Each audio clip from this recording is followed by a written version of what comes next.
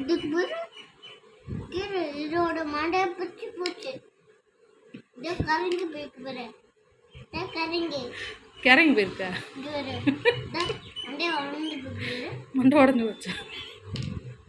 கரங்கி போயிட்டா நீயா மண்டையை பிச்சுட்டு?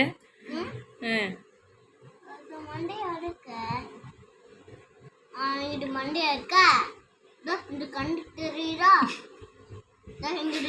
எங்கிட்ட ஒரு கண்ணு 2 கண்ணு இருக்க பாத்தியா?